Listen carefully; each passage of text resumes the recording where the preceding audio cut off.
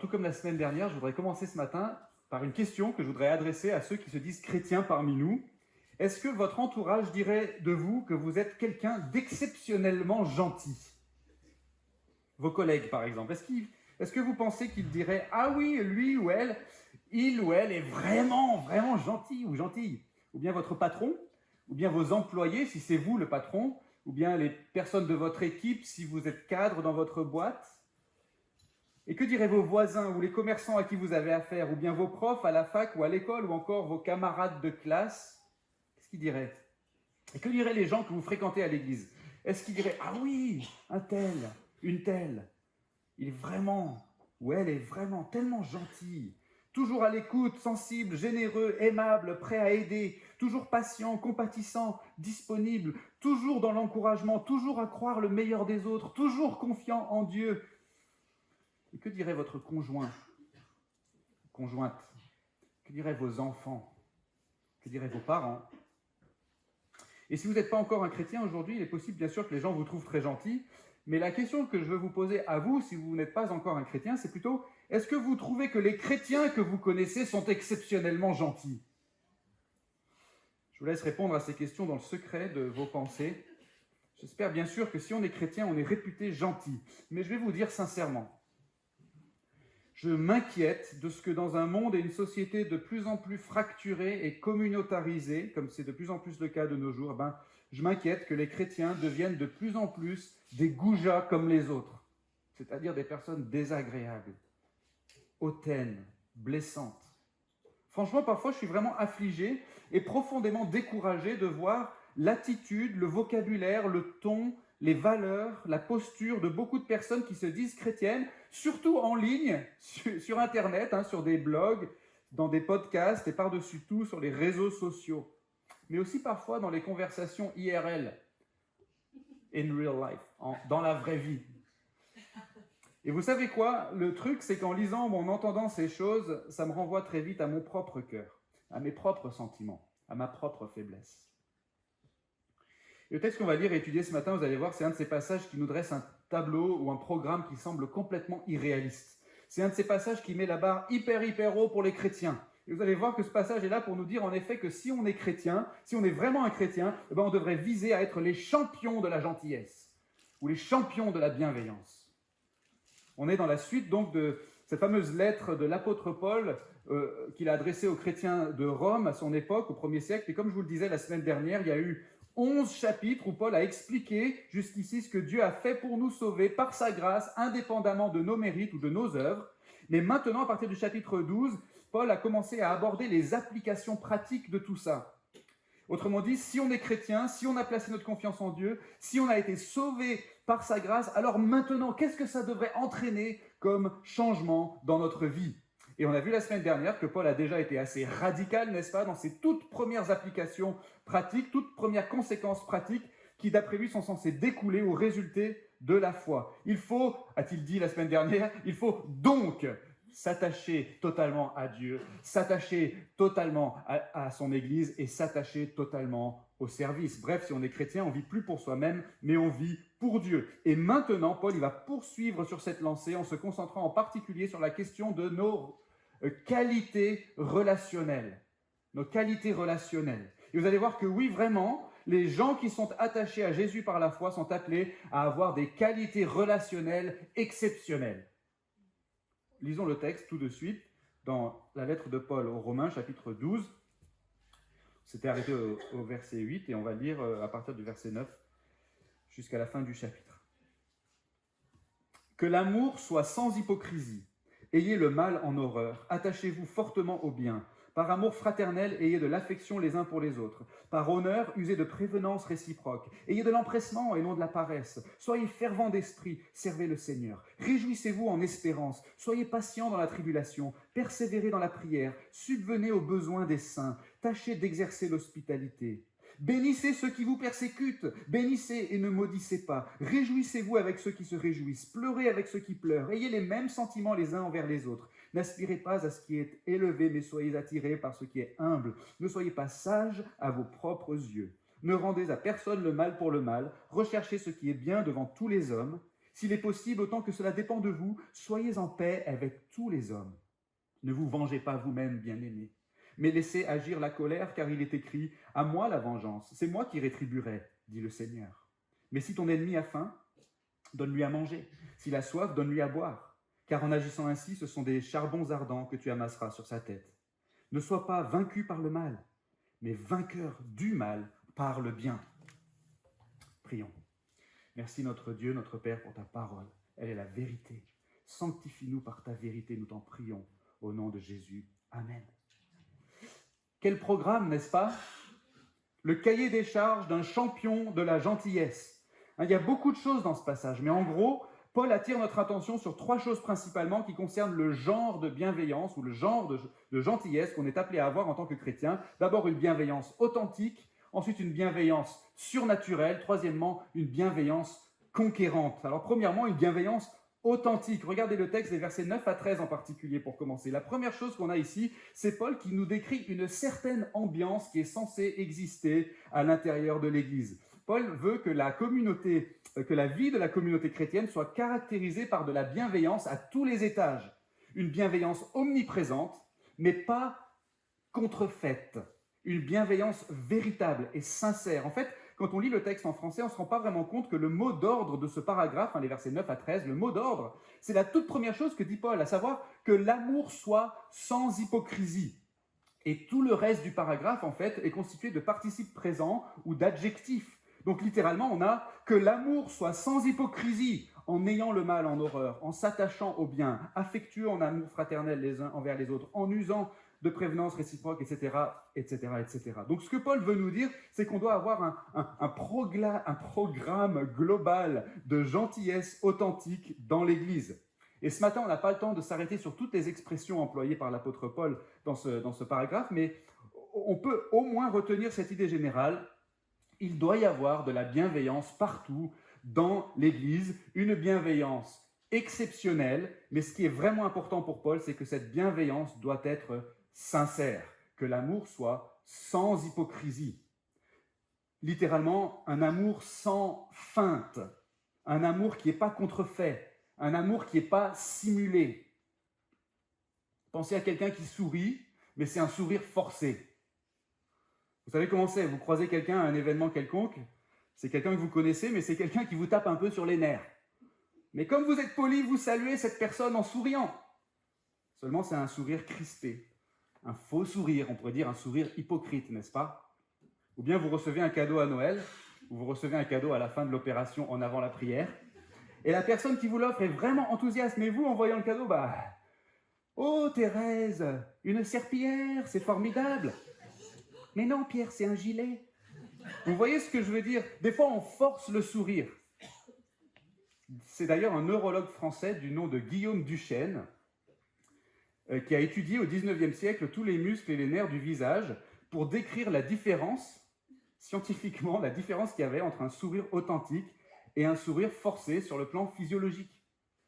Et ce qu'il faisait, ce monsieur Duchesne, c'est qu'il branchait des fils électriques sur les visages de ses cobayes pour stimuler les muscles du visage. Et voilà, il pouvait faire différentes grimaces à ces gens dans son laboratoire, simplement en électrifiant le visage aux bons endroits. D'accord?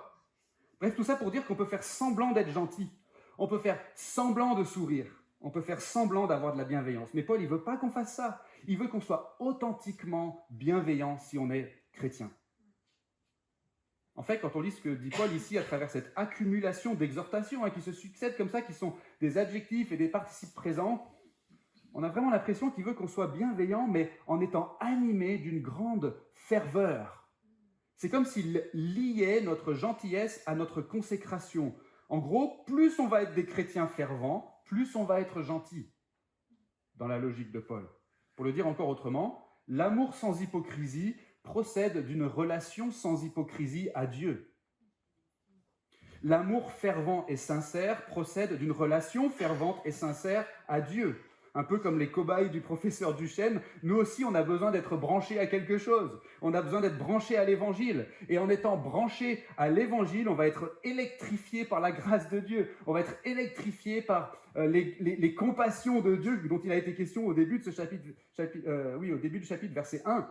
Et ça va stimuler exactement les bons muscles de notre âme pour qu'on produise ensuite l'amour authentique que ce passage nous appelle à produire.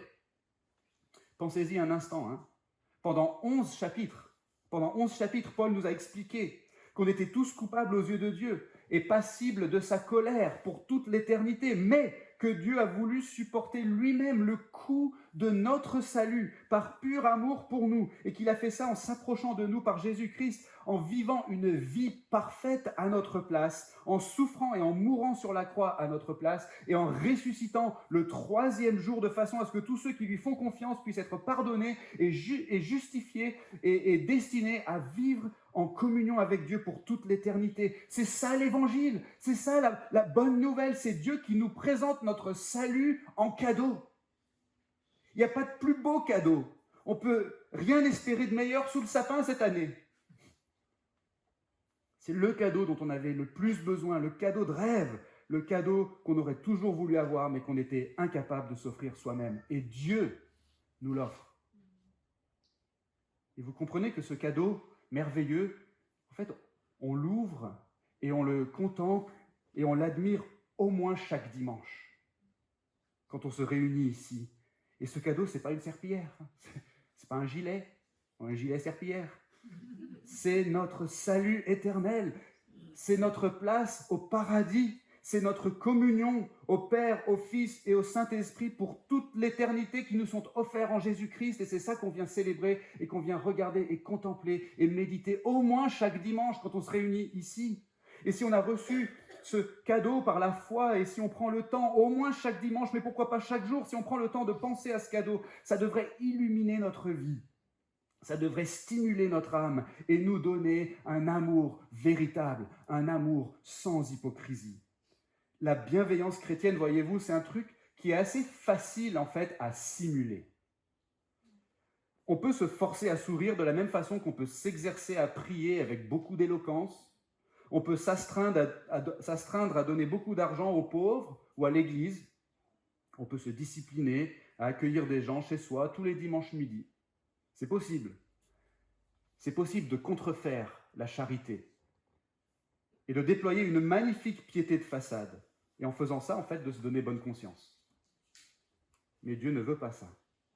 Que l'amour soit sans hypocrisie, en ayant le mal en horreur, en vous attachant fortement au bien, avec de l'affection fraternelle, en vous faisant honneur réciproquement, avec de l'empressement, avec de la ferveur, en servant Dieu pour de vrai, avec une joie à toute épreuve, en étant patient quand ça va mal, en priant, en persévérant, en étant solidaire et généreux et hospitalier.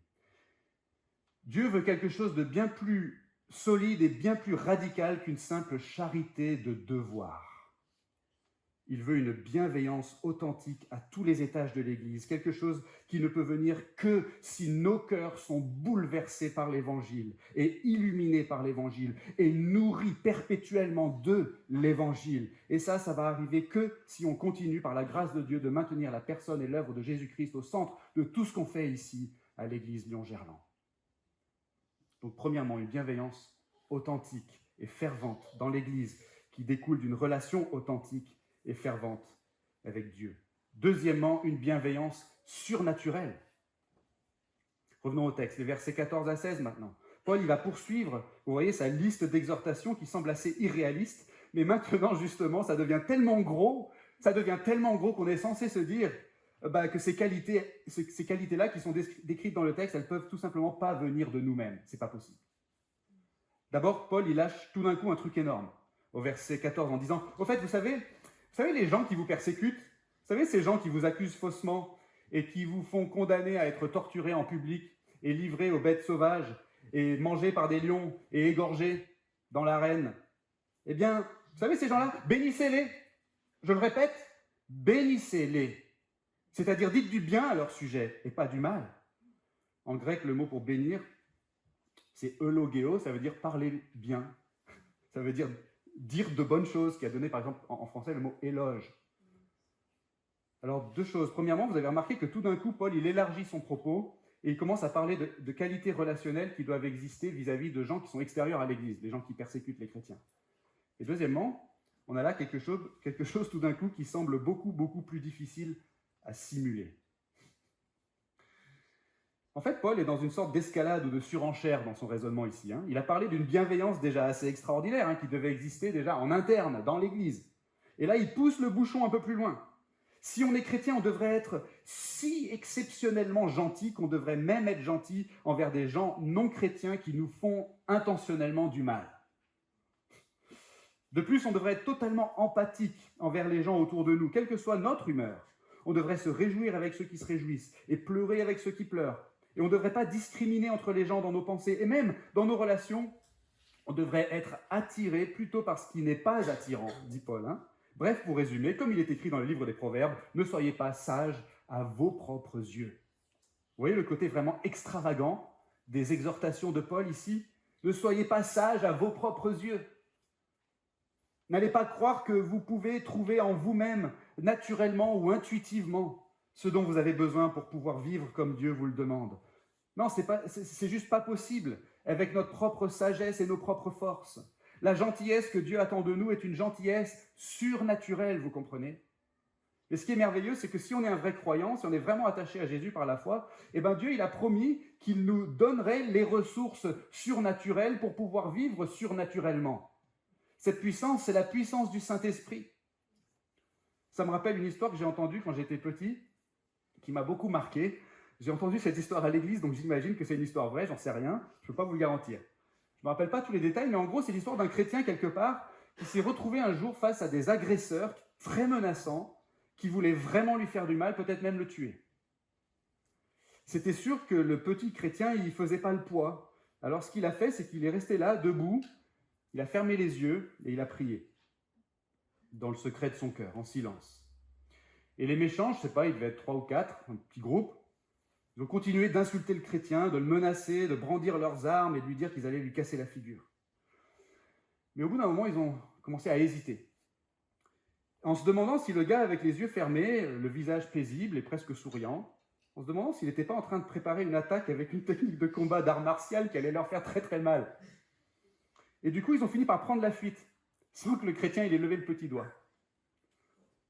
J'aimerais bien que cette histoire soit vraie. Ça ne veut pas dire que Dieu va toujours répondre à nos prières de cette manière, mais en tout cas, c'est une histoire qui illustre bien l'idée que Dieu nous a donné un pouvoir surnaturel. C'est le pouvoir du Saint-Esprit.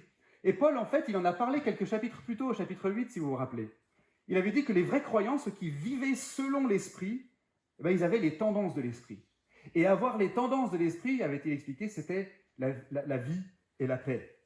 Et dans un autre passage encore, Paul dit que le fruit de l'Esprit, c'est l'amour, la joie, la paix, la patience, la bonté, la bienveillance, la fidélité, la douceur et la maîtrise de soi. Ça, c'est le fruit de l'Esprit. Vous comprenez, si on est chrétien, on a un super pouvoir, en fait. On est comme des super-héros. On n'a pas été mordu par une araignée radioactive, mais on a été saisi par Dieu. On s'est attaché à Jésus par la foi. On est des mordus de Jésus, si j'ose dire. Et on a reçu la troisième personne de la Trinité qui est venue habiter en nous. Le Saint-Esprit, qui est pleinement Dieu. Avec la même autorité, puissance et gloire que le Père et le Fils. Il est venu habiter en nous. Dieu est venu habiter en nous si on est chrétien. Et donc, on doit vraiment croire, si on est de vrais chrétiens ce matin, on doit vraiment croire qu'on a reçu le pouvoir surnaturel de vivre surnaturellement. Qu'est-ce que ça veut dire en pratique? Parce que moi, je n'ai pas l'impression qu'en devenant chrétien, j'ai été transformé comme ça en un claquement de doigts. Je ne sais pas vous. Mais tous les mauvais fruits de ma vie, ils n'ont pas été instantanément remplacés par le beau fruit de l'esprit. Je ne vous dis pas le nombre de fois où, en tant que chrétien, je me suis énervé, j'ai perdu patience, j'ai été égoïste, j'ai été dur, et j'ai maudit la pauvre vieille dame au volant de la voiture devant moi qui allait trop lentement à mon goût. Alors, je ne vous parle même pas des gens qui ont pu me faire intentionnellement du mal. Qu'est-ce que ça veut dire en pratique alors d'avoir le Saint-Esprit qui habite en nous? Comment faire pour progresser vers une vie de bienveillance surnaturelle? Je vais vous donner quelques astuces. Vous êtes prêts? Premièrement, faites tomber le masque. Vous savez bien au fond que vous êtes quelqu'un de fragile. Il y a des choses dégoûtantes dans votre cœur et dans votre vie. Acceptez que la lumière se pose réellement sur votre vie et que des choses soient dévoilées. Vous avez peut-être peur d'avoir honte. Mais vous savez, la honte, c'est un épouvantail. C'est l'ultime menace du diable. Imagine si les gens savaient vraiment qui tu es, comment tu aurais honte. Imagine. Quel mensonge. C'est la vérité, au contraire, qui nous rend libres. Donc faites tomber le masque. Et un groupe de croissance, par exemple, ça peut vraiment aider à amener vos péchés, dans la lumière et à vivre dans la vérité. Les groupes de croissance, c'est quand on se réunit à 2 personnes, 2 croyants de même sexe, et on se réunit régulièrement pour partager les luttes de notre vie chrétienne et prier ensemble et s'encourager. Deuxièmement, demandez pardon souvent. Je ne dis pas qu'il faut demander pardon artificiellement à la moindre occasion. Hein. « Oh, je te demande pardon parce que je suis arrivé 2 minutes en retard. S'il te plaît, tu veux bien me pardonner ?» Mais plutôt arrêtez de balayer sous le tapis les choses dont vous savez pertinemment qu'elles ne procédaient pas d'un bon cœur et de le faire en vous disant « bof, c'est pas si grave, ça sera vite oublié ». Non, si vous avez fait le mal, demandez pardon. Demandez pardon à Dieu d'abord. Et puis, si nécessaire, demandez pardon aux personnes que vous avez offensées, que vous avez blessées. Et bien sûr, je pense ici particulièrement au contexte de la famille, à la relation entre des conjoints ou entre des parents et des enfants. Troisièmement, imprégnez vos pensées de la tendresse de Dieu. Mémorisez les passages de la Bible qui soulignent combien Dieu est riche en bonté et en compassion. Lisez aussi de bons livres qui vont entretenir ces pensées, ou bien écoutez de bonnes prédications, et entourez-vous de gens qui vont vous refléter l'amour de Jésus. Par contre, supprimez de votre vie les influences contraires. Et là, bien sûr, je ne parle pas de vous couper du monde, mais je parle d'arrêter de suivre avec fascination des auteurs, des prédicateurs, des blogueurs, des podcasteurs qui font profession de foi chrétienne, mais qui sentent mauvais l'arrogance, la provocation ou l'agressivité. Quatrièmement, venez à l'église. Franchement, que le dimanche soit réellement pour vous le jour du Seigneur, le jour où vous allez retrouver d'autres chrétiens pour rendre un culte ensemble à Dieu, pour vous rappeler ses promesses, pour veiller les uns sur les autres, pour nous inciter à l'amour et aux œuvres bonnes, comme dit l'auteur de l'Épître aux Hébreux. On a tellement besoin les uns des autres, on a tellement besoin des moyens de grâce ordinaires. Vous savez, notre vie, elle est un peu comme une terre fertile si on est chrétien. La parole de Dieu est une semence qu'on a reçue. Le Saint-Esprit, c'est la vie surnaturelle de cette semence. Mais vous voyez, tout ce qu'on reçoit dans l'Église, ça, c'est la pluie. C'est la pluie qui vient arroser l'ensemble, qui vient arroser la terre, qui vient arroser la semence et qui va faire pousser la semence et lui faire porter du fruit à la gloire de Dieu. Venez à l'Église. Donc c'est vrai que les qualités relationnelles décrites dans ce passage ne peuvent tout simplement pas venir de nous-mêmes. Dieu nous appelle donc à une bienveillance surnaturelle, mais heureusement, il nous donne par le Saint-Esprit la puissance surnaturelle de vivre surnaturellement. Troisièmement et dernièrement, une bienveillance conquérante. On revient une dernière fois au texte, ici, versets 17 à 21, et vous pouvez voir que là, Paul il va élaborer un peu plus sur cette question qu'il a déjà soulevée au verset 14, qui est celle de notre rapport aux gens qui nous veulent du mal. On a déjà vu que la posture qui consistait à répondre au mal par le bien, on a vu que ça, c'était une posture surnaturelle, quelque chose qui ne nous venait pas naturellement. Mais là, Paul il va ajouter autre chose. C'est le résultat que ça peut produire quand on vit de cette manière-là, qui est tout à fait radicale et surnaturelle. Regardez le texte. Paul dit qu'il ne faut jamais rendre le mal pour le mal. Toujours rechercher le bien, quels que soient les gens qu'on a en face de nous. Toujours viser la paix. Ne jamais se venger, c'est-à-dire ne jamais riposter ou contre-attaquer dans l'intention d'infliger le mal en guise de rétribution pour le mal qui nous a été fait. Mais au contraire, dit Paul, il faut répondre à celui qui nous fait du mal ou qui nous veut du mal. Il faut répondre en lui faisant du bien. En lui faisant du bien. En lui donnant à manger et à boire, dit Paul au verset 20. Et là, il cite un passage du livre des Proverbes qui se trouve dans l'Ancien Testament. Donc on a bien compris que c'est surnaturel.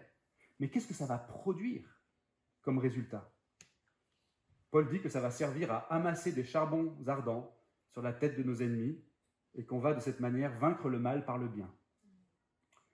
Alors attention, il ne faut surtout pas mal interpréter cette expression un peu bizarre, où Paul dit qu'en faisant le bien envers nos ennemis, on va amasser des charbons ardents sur leur tête. Ça n'a pas l'air très agréable. On pourrait se dire, ah ouais d'accord, okay, j'ai compris, en fait c'est machiavélique. On fait le bien, mais en réalité c'est pour le faire souffrir. C'est une manière perfide de se venger finalement. On va faire semblant de lui vouloir du bien, et en fait on va lui brûler le crâne. Non, attention, si on a bien lu le reste, on a compris normalement que la teneur générale de ce passage est complètement à l'opposé de cette manière de penser. En fait, il me semble que la meilleure façon de comprendre cette expression, c'est tout simplement que Paul est en train de dire que quand nous, on fait du bien à ceux qui nous persécutent, eh bien, en fait, ça va les mettre mal à l'aise. Ça va les faire réfléchir. Ça va les perturber dans leur conscience. Et ça va peut-être même les rendre sensibles à la vérité. Il y a 2 ans, l'association Portes Ouvertes, qui œuvre en faveur des chrétiens persécutés dans le monde, a rapporté le témoignage d'une église au Kenya qui a été brûlée 2 fois en 2 ans par des islamistes radicaux. Le pasteur a témoigné auprès de Portes Ouvertes, et je cite, « Nous n'avons pas maudit les agresseurs. Nous avons prié pour eux afin que le Seigneur les délivre de la haine et de l'aveuglement. » Et la conclusion de l'article de Portes Ouvertes dit ceci, « Malgré les dégâts très importants et la perte de l'équipement audio tout neuf, la communauté chrétienne a décidé de continuer à offrir ses services. Située à 200 mètres de la mosquée, cette église est aujourd'hui devenue aussi un lieu de culte pour d'anciens musulmans. Le pardon, l'amour et la prière ont porté leurs fruits. » Et en fait, ça, ce n'est pas un témoignage isolé. En Asie, l'année dernière, dans un pays majoritairement musulman, un homme a témoigné auprès de Portes Ouvertes, toujours, de la façon dont il a été intimidé, humilié, battu, mais au lieu de rendre le mal pour le mal, il est resté patient dans la tribulation et il s'est confié en Dieu. Et d'ailleurs, à cette époque-là, sa situation avait été partagée par Portes Ouvertes auprès des partenaires dans le monde libre, comme nous, et il est fort probable, d'ailleurs très probable, que nous avons prié spécifiquement pour cet homme l'année dernière. Ou peut-être même avant l'année dernière, parce que l'année dernière, on a découvert que devant sa persévérance et devant sa patience et sa bienveillance surnaturelle, eh bien, les soldats qui l'avaient battu au point de lui casser la mâchoire ont été touchés. Et finalement, ils ont commencé à le défendre face au mauvais traitement. Vous voyez, déjà c'est encourageant parce qu'on a prié pour cet homme vraisemblablement et Dieu a entendu nos prières et les a exaucées. Mais surtout, vous voyez les fruits de cette bienveillance surnaturelle. C'est ça, la bienveillance conquérante. Ne sois pas vaincu par le mal, mais vainqueur du mal par le bien. Qu'est-ce que ça veut dire pour nous, aujourd'hui en France, au XXIe siècle? Ça veut dire qu'on doit être encouragé à viser cette attitude qui est complètement contre-intuitive, qui ne nous vient pas naturellement, mais qui est efficace selon la promesse de Dieu, efficace pour porter du bon fruit. Dans le couple, dans les familles, entre parents et enfants, entre frères et sœurs au sein d'une fratrie, au travail, dans la voiture, dans les magasins, sur les réseaux sociaux, à l'église. Est-ce qu'on pourrait chercher à être des artisans de paix? Imaginez, quelqu'un nous dit quelque chose de travers. Quelqu'un nous fait une remarque pleine de sous-entendus qu'on n'apprécie pas. Quelqu'un n'a pas tenu son engagement, on ne sait pas pourquoi. Eh bien, au lieu d'en vouloir à cette personne dans notre cœur, au lieu de lui répondre avec sarcasme, au lieu de lui faire la tête, au lieu de riposter en cherchant à lui nuire, au lieu d'aller parler dans son dos à quelqu'un d'autre, et si par exemple on priait pour notre relation avec cette personne? Et si on réfléchissait à tout ce qu'il y a de positif chez cette personne? Et si on cherchait un moyen concret de faire du bien à cette personne? Alors attention, cette bienveillance radicale, ça ne veut pas dire non plus qu'on accepte de se laisser marcher dessus en permanence. Dieu nous appelle aussi à la vérité et à la justice. Et vous savez que Dieu nous appelle à dire la vérité avec amour. Il y a donc des moments où il faut dénoncer le mal, il faut résister au mal, il faut se protéger ou protéger les autres du mal. Mais il y a une façon de faire ça, n'est-ce pas? Avec amour, joie, paix, patience, bonté, bienveillance, fidélité, douceur et maîtrise de soi. Autant que cela dépend de vous, dit Paul, soyez en paix avec tous les hommes. Alors tout ça pour dire quoi? Tout ça pour dire que si on est chrétien, si on est vraiment un chrétien, on devrait viser à être les champions de la gentillesse, les champions de la bienveillance dans ce monde. Tout le message de ce texte, c'est vraiment ça. Les gens qui sont attachés à Jésus par la foi sont appelés à avoir des qualités relationnelles exceptionnelles. On avait commencé en se demandant si les gens autour de nous nous voyaient comme des personnes exceptionnellement gentilles. On se demandait si, aux yeux des non-chrétiens notamment, les chrétiens avaient la réputation d'être exceptionnellement gentils. Et après avoir lu ce passage, j'espère que personne n'est en train de se dire « Ah oui, je pense que moi ça va. Ça décrit tout à fait ma vie. ce passage. Non, j'espère qu'on mesure tous l'écart qu'il y a entre ce programme extravagant de bienveillance chrétienne, ce cahier des charges d'un champion de la gentillesse et l'état réel et actuel de notre vie.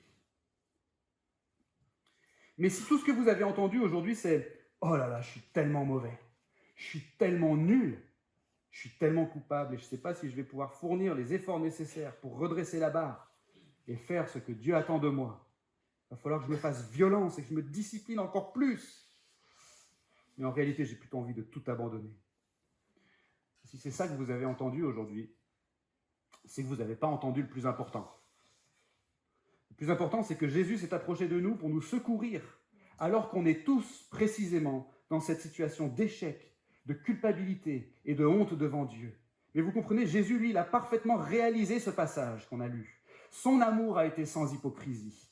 Il a eu de l'affection pour nous. Il a été fervent dans son service. Il a prié pour ceux qu'il persécutait. Et au lieu de nous rendre le mal pour le mal, il a vaincu le mal qu'il y avait en nous par le bien qu'il y avait en lui. Le plus important à entendre aujourd'hui, c'est que oui, on n'est pas capable par nous-mêmes de réaliser ce qui nous est décrit dans ce passage. Mais la bonne nouvelle, c'est que le pardon se trouve auprès de Jésus. Non seulement le pardon, mais la justification aussi, c'est-à-dire que si on se repose en Jésus par la foi, alors la justice de Jésus nous est imputée ou nous est attribuée de sorte qu'aux yeux de Dieu, la bienveillance extravagante qui est décrite dans notre passage ce matin est déjà mise à notre compte aux yeux de Dieu, si on est en Jésus par la foi. Ce que ça veut dire tout simplement, c'est que oui, on n'arrive pas à accomplir tout ce qui est écrit là, mais si notre foi est en Jésus, Dieu ne nous accuse pas. Il est déjà pleinement satisfait de nous. Il est content de nous parce qu'il nous voit en son Fils bien-aimé. Et ça veut dire qu'on est libre maintenant de toute condamnation et qu'on est en fait en position idéale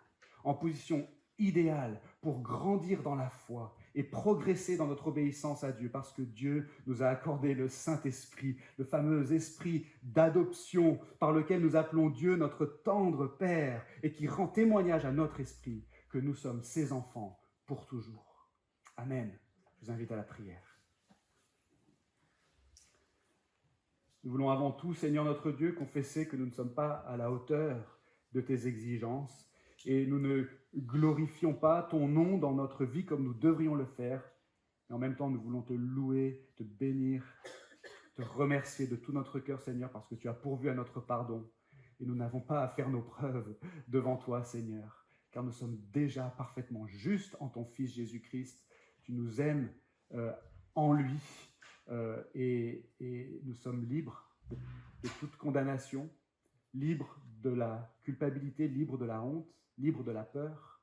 Nous pouvons avancer maintenant par la foi et progresser dans notre marche chrétienne. Seigneur, nous nous tournons vers toi maintenant pour implorer le secours de ton Saint-Esprit, cet esprit si puissant, la troisième personne de la Trinité. Nous prions, Père, que ton esprit nous remplisse et que par sa puissance surnaturelle, nous puissions à notre tour vivre surnaturellement pour ta gloire. Amen.